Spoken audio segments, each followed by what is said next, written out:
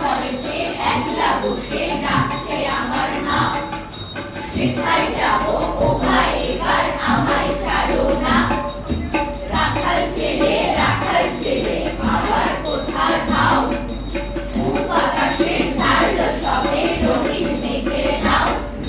রূপতে আজ জেগেই দেখি শিশির ছড়া ঘাসে, সারা রাতের সফর আমার নিচের রোদে আসে। আমার সাথে করতে খেলা প্রভাত হাওয়া খায়, সর্ষে ফুলে পাপড়ি নাড়ি ডাকছে মরে যায়।